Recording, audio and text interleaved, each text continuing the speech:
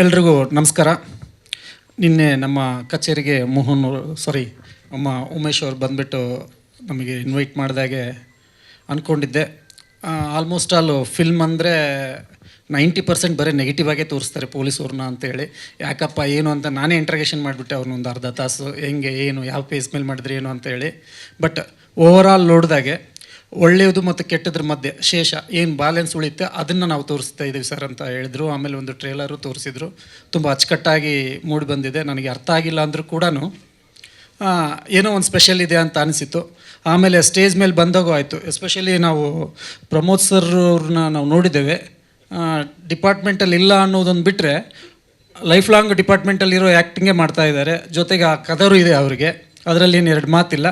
ಒಂದು ವ್ಯತ್ಯಾಸ ಏನಂದರೆ, ಈಗ ನಾವು ಕೇಳಬೇಕು ಡೈರೆಕ್ಟ್ರಿಗೆ, ನಮ್ಮ ಶ್ರೀಧರ್ ಅವ್ರಿಗೆ ಏನು ಸರ್, ಶ್ರೀಧರ್ ಸರ್ಗೆ ನಾನು ಆಲ್ಮೋಸ್ಟ್ ಚಿಕ್ಕ ವಯಸ್ಸಿಂದ ನೋಡ್ತಾ ಇದ್ದೀವಿ, ಎಲ್ಲ ಟಾಪ್ ಮೋಸ್ಟ್ ರೋಲ್ ಕೊಡ್ತಾರೆ. ನಮ್ಮ ಪೊಲೀಸ್ ಇಲಾಖೆದೇ ಕೊಟ್ಟರೆ DG, IG, ADG ಈ ಥರ ಟಾಪ್ ಮೋಸ್ಟ್ ರ್ಯಾಂಕ್ ಕೊಡ್ತಾರೆ. ಇಲ್ಲಿ ಅವ್ರಿಗೆ ಏನು ತೋರಿಸಿದ್ರೆ ಅಂತ, ಕಾನ್ಸ್ಟೇಬಲ್ ತೋರಿಸಿದಾರಂತೆ ಅಂತ ಹೇಳಿ, ಹೆಡ್ ಕಾನ್ಸ್ಟೇಬಲ್. ಅದು ಒಂದು ರೀತಿಲಿ ಯಾವ ಥರ ಅರ್ಗಿಸ್ಕೋಬೇಕಂತ ನನಗೆ ಗೊತ್ತಾಗ್ತಾ ಇಲ್ಲ. ಬಟ್ ಆದರೂ ಹೇಳ್ಬೋದು, ಯಾಕಂದರೆ ಎಲ್ಲರೂ ತೋರಿಸಿದ್ದನ್ನೇ ಡಿಫ್ರೆಂಟಾಗಿ ತೋರಿಸಿದ್ರಂತನೂ ಒಂದು ಗೆಸ್ ಮಾಡ್ಕೊಂಡು ನೋಡ್ಬೋದು ಅಂತ ನನ್ನ ಭಾವನೆ. ಸೊ ಇಲ್ಲಿ ಟೈಟಲ್ ನೋಡಿದ್ರೂ ಅದನ್ನು ತುಂಬ ಅಚ್ಚುಕಟ್ಟಾಗಿ ಬಂದಿದೆ. ಸುಮಾರು ಡಿಸ್ಕಷನ್ ಮಾಡಿದ್ವಿ ನಾವು ಮತ್ತು ಉಮೇಶ್ ಅವರು ನಿನ್ನೆ ನನ್ನ ಕಚೇರಿಯಲ್ಲಿ ಕೂತ್ಕೊಂಡು.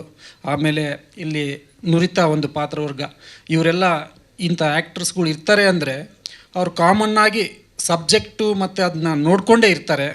ಆ ಥರದಲ್ಲಿ ಸುಮ್ಮನೆ ಇರಲಿಕ್ಕಾಗೋದಿಲ್ಲ ಅನ್ನೋದು ಒಂದು ತಲೆಯಲ್ಲಿ ಪಬ್ಲಿಕ್ಕಿಗೆ ಮೂಡುತ್ತೆ.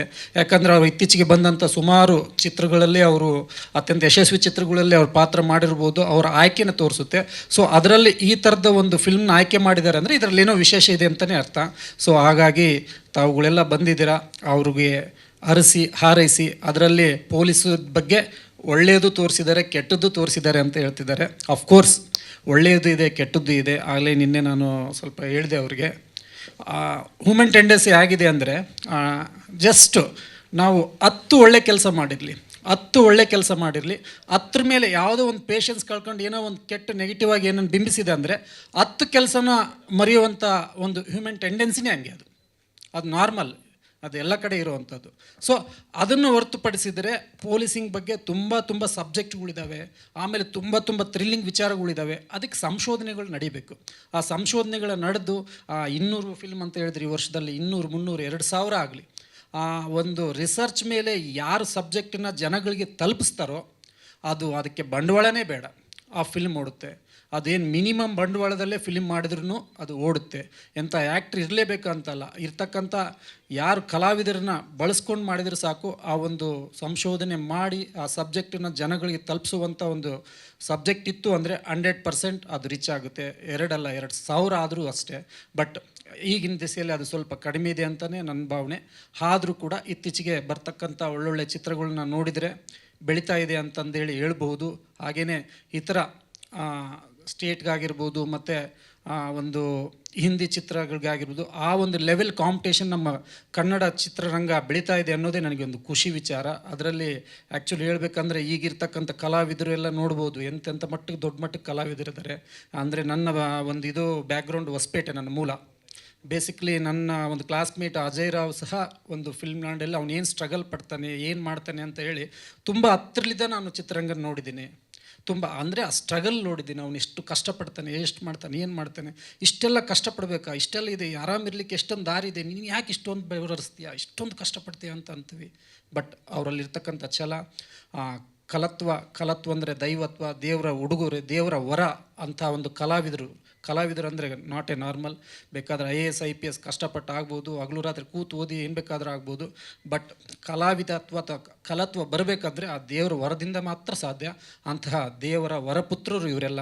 ಇಂಥವ್ರು ಕಷ್ಟಪಟ್ಟು ಮಾಡತಕ್ಕಂಥ ಚಿತ್ರಗಳನ್ನು ದಯವಿಟ್ಟು ಜನಗಳಿಗೆ ತಲುಪಿಸಿ ಅವ್ರನ್ನ ಬೆಳೆಸಿ ಹಾರೈಸಿ ಅಂತ ಹೇಳ್ತಾ ನಾನು 2 ಮಾತು ಮುಗಿಸ್ತೀನಿ. ನಮಸ್ಕಾರ ಸರ್. ಸಿನಿಮಾ ನೋಡೋಕ್ಕೆ ಟೈಮ್ ಸಿಗುತ್ತೆ? ನೋಡ್ತೀನಿ ಸರ್. ಅದರಲ್ಲಿ ಎಸ್ಪೆಷಲಿ ಫುಲ್ಲು ಸಿನಿಮಾ ನೋಡಿಲ್ಲ ಅಂದರೂ ಈಗ ಮೊಬೈಲಲ್ಲಿದೆಯಲ್ವಾ, ಸ್ವಲ್ಪ ನೋಡೋದು, ಮತ್ತೆ ಪೋಸ್ ಮಾಡೋದು, ಯಾವಾಗ ಫ್ರೀ ಇರ್ತೀವಿ ನೋಡೋದು, ಮತ್ತೆ ನೋಡೋದು, ಆ ಥರ ಮಾಡ್ತಾಯಿರ್ತೀನಿ ಸರ್ ಟೈಮ್ ಸಿಕ್ಕಾಗೆಲ್ಲ. ಆಮೇಲೆ ಇನ್ನೊಂದು ಏನಂದರೆ ನೆಗೆಟಿವ್ ಪಾಯಿಂಟು, ಕನ್ನಡ ಚಿತ್ರರಂಗ ಅದು ಒಳ್ಳೆಯದು ಕೆಟ್ಟದ್ದು ಗೊತ್ತಿಲ್ಲ ಪಾಪ. ಸಾರ್ವಜನಿಕವಾಗಿ ಎಲ್ಲರೂ ಫಿಲ್ಮ್ ನೋಡ್ತಿದ್ದಾರೆ ಸರ್. ಬಟ್ ಎಲ್ಲಿ ನೋಡ್ತಿದ್ದಾರೆ ಅಂದರೆ ಮೊಬೈಲ್, ಇನ್ಕ್ಲೂಡಿಂಗ್ ಮೀ ಆಲ್ಸೋ. ಅದೇ ಆ ಥಿಯೇಟ್ರಿಗೆ ಕರಬೇಕಂದ್ರೆ ನೋಡಿ ಇಂಥದ್ರಲ್ಲೇ ಇತ್ತೀಚೆಗೆ ಬಂದದ್ದು ಫ್ರಮ್ ಸೋ ಆಗಿರ್ಬೋದು, ಈ ಥರ ಒಳ್ಳೊಳ್ಳೆ ಈಗ ನಾನು ಅಜಯ್ ರಾವ್ ಇದ್ದಾರಲ್ವ ಅವ್ರ ಜೊತೆ ಒಂದು ಹೋಗಿದ್ದೆ ನಾನು. ಹೇಳ್ದಂಗೆ ಸರ್ ಅವ್ನು ಬೆಗ್ ಮಾಡೋದೇ ನೋಡ್ಲಿಕ್ಕೆ ಆಗ್ತಿದ್ದಿಲ್ಲ. ರಿಯಲಿ ನನಗೆ ತುಂಬ ಹರ್ಟ್ ಆಗ್ತಾ ಇತ್ತು. ಬನ್ನಿ ಸರ್ ನಾನು ಚೆನ್ನಾಗಿ ಮಾಡಿದ್ವಿ ನೋಡಿ, ಬನ್ನಿ ಅರಸಿ ಕರ್ಕೊಂಡು ಬನ್ನಿ ಮಾಡಿ, ನಿಮ್ಮ ಫ್ರೆಂಡ್ಸಿಗೆ ಕರ್ಕೊಂಡ್ಬಂದು ಹಾಗೆ ಹೀಗೆ ಅಂತೇಳಿ ಎಷ್ಟು ಕಷ್ಟಪಡ್ತಿದ್ದಾರಪ್ಪ ಇವರು, ಎಷ್ಟು ಇದ್ದಿದ್ರು, ಎಷ್ಟು ಚೆನ್ನಾಗಿದ್ದರು, ಹೆಂಗೆ ಈ ಥರ ಇರಬೇಕಾ, ಈ ಥರ ಮಾಡಬೇಕಾ ಅಂದರೆ ಒಳ್ಳೆ ಚಿತ್ರ ಬಂದಿದ್ದರೂ ಕೂಡ ಜನಗಳಿಗೆ ತಲುಪಿಸ್ಬೇಕಂದ್ರೆ ಕೇಳ್ಕೊಳ್ಳೇಬೇಕು, ಇದನ್ನು ಮಾಡಲೇಬೇಕು. ಅದು ಬಿಕಾಸ್ ಆಫ್ ಮೊಬೈಲ್ ಓನ್ಲಿ. ಮೊದಲಿಗೆಲ್ಲ ಏನಿತ್ತು, ಫಿಲ್ಮೇ ಎಂಟರ್ಟೈನ್ಮೆಂಟ್ ಆಗಿತ್ತು. ಬಟ್ ಈಗ ಎಂಟರ್ಟೈನ್ಮೆಂಟ್ ಫೀಲ್ಡ್ ಏನಾಗಿದೆಯಲ್ಲ ತುಂಬ ವಿಸ್ತರಿಸಿದೆ. ಈಗ ಯಾರಿಗೇನು ಬೋರ್ ಆಗುತ್ತೆ ಹೇಳಿ? ಅವಾಗೆಲ್ಲ ಬೋರ್ ಅಂಬೋದು ಇರ್ತಾಯಿತ್ತು, ಅಂದರೆ ಟೈಮ್ ಹೋಗ್ತಾ ಇಲ್ಲ, ಟೈಮ್ ಇರ್ತಾ, ನಮಗೆ ಏನು ಟೈಮ್ ಪಾಸೇ ಆಗ್ತಾ ಇಲ್ಲ ಅಂತ. ಈಗ ಟೈಮ್ ಪಾಸ್ ಆಗಲ್ಲ ಅನ್ನೋರು ಯಾರಿದ್ದಾರೆ ಹೇಳಿ? ಅನಾನುಕೂಲನೂ ಇದೆ. ಅದು ಒಂದು ಅನುಕೂಲ ಏನಂದರೆ ನಮ್ಮಂಥವ್ರಿಗೆ ಯಾವಾಗ ಟೈಮ್ ಸಿಗೋದು ನೋಡೋದು, ಅದರಲ್ಲೇ ಟೈಮ್ ಪಾಸ್ ಮಾಡ್ತೀವಿ, ಮೈಂಡ್ ರಿಫ್ರೆಶ್ ಮಾಡ್ಕೊಳ್ತೀವಿ. ಅನಾನುಕೂಲ ಅಂತ ಇಂಥ ಒಂದು ಕಲಾವಿದರಿಗೆ ಮತ್ತು ಪ್ರೊಡ್ಯೂಸರ್ಗೆ, ಡೈರೆಕ್ಟ್ರಿಗೆ. ಬಟ್ ಅದನ್ನು ಕೂಡ ಆದರೂ ಕೆಲವೊಂದು ಮೂವಿನ ಅಲ್ಲೇ ಹೋಗಿ ನೋಡಬೇಕು, ಅಲ್ಲೇ ಕೇಳಬೇಕು, ಅಲ್ಲೇ ಮಾಡಬೇಕು, ಥಿಯೇಟ್ರಲ್ಲೇ ನೋಡಬೇಕು ಅನ್ನೋ ಒಂದು ಮಾಡಬೇಕಂದ್ರೆ ಅದಕ್ಕೆ ಆ ಥರ ಕಂಟೆಂಟ್ ಇರೋ ಫಿಲ್ಮ್ ಕೊಟ್ಟರೆ 100% ಥಿಯೇಟ್ರಿಗೆ ಬಂದೇ ಬರ್ತಾರೆ. ಅದರಲ್ಲಿ ಎಸ್ಪೆಷಲಿ ನಮ್ಮ ಕರ್ನಾಟಕದ ಜನತೆಯ, ಅಂದರೆ ಅದು ಉತ್ಪ್ರೇಕ್ಷೆ ಅಂತ ಹೇಳ್ತಾ ಇಲ್ಲ, ನಾನು ಪಾಸಿಟಿವ್ ಆಗಿ ಹೇಳ್ತಿರ್ಬೇಕಾದ್ರೆ ನಮ್ಮ ಕರ್ನಾಟಕ ಜನ ತುಂಬ ಬುದ್ಧಿವಂತರು, ತುಂಬ ಬುದ್ಧಿವಂತಿಕೆ ಇದೆ, ತುಂಬ ಮೆಚ್ಯೂರ್ಡ್ ಮೈಂಡ್ ಇದೆ. ಯಾವುದು ಸರಿ ಯಾವುದು ತಪ್ಪು ಅವ್ರಿಗೆ ಅಷ್ಟಿಷ್ಟು ಕೊಟ್ಟರು ನೋಡೋಕ್ಕಾಗಲ್ಲ. ಈಗ ತೆಲುಗು ಅವೆಲ್ಲ ಬರ್ಬೋದು, ಈಗ ಇನ್ಕ್ಲೂಡಿಂಗ್ ಒಂದು 4 ಫೈಟ್ ಸೀನು, ಒಂದು 4 ಗಾಡಿಗೆ ಬಾಂಬ್ ಬಿಟ್ಟು ಎಗರಿಸ್ಬಿಟ್ರೆ ಸಾಕು, ಅದೇ ಒಂದು ಥ್ರಿಲ್ಲಿಂಗ್ ಇರುತ್ತೆ, ಬಂದು ನೋಡ್ತಾರೆ. ಈಗ ನಮ್ಮ ಕರ್ನಾಟಕದಾಗ ಅಷ್ಟಿಟ್ಟು ಮೆಚ್ಚೋಕ್ಕಾಗತ್ತೆ ನಮಗೆ?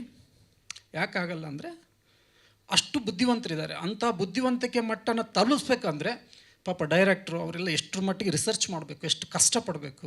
ಅದ್ರ ಜೊತೆಗೆ ಕಲಾವಿದ್ರನ್ನ ಎಂತೆಂಥವ್ರನ್ನ ಅವ್ರ ಪ್ರೆಸೆನ್ಸ್ ಹೆಂಗಿರಬೇಕು, ಅದು ತುಂಬ ನಮಗೆ ಐಡಿಯಾ ಇಲ್ಲ. ನಮಗೆ ಇಷ್ಟು ಗೊತ್ತಾಗ್ತಿದೆ, ನನಗೆ ಗೊತ್ತಿರೋದು ಒಂದು 2% ಮಾತ್ರ ಅನ್ಸ್ಕೊಳ್ತೀನಿ ಕಷ್ಟ. ಬಟ್ ಇಂಟರ್ನಲ್ ತುಂಬ ಇರುತ್ತೆ ಅಂತ ನನ್ನ ಭಾವನೆ. ಅವ್ರಿಗೆ ದೇವ್ರು ಒಳ್ಳೇದು ಮಾಡಲಿ. 100% ಸರ್, 100% ಅವೇನು ಕೊಡ್ತಾ ಇದ್ದಾರೆ ಅವು ಇನ್ನು ಪ್ರೊಸೆಸ್ಸಲ್ಲಿದೆ, ಮಾಡ್ತಾನೂ ಇರ್ತಾರೆ. ಅದ್ರಾಗೆ ಏನು ನಿಮಗೆಲ್ಲ ಗೊತ್ತಿದೆ ಅದ್ರದ್ದೆಲ್ಲ, ಅದ್ರ ಬಗ್ಗೆ ಏನಿದಿಲ್ಲ. Yes sir, okay, thank you.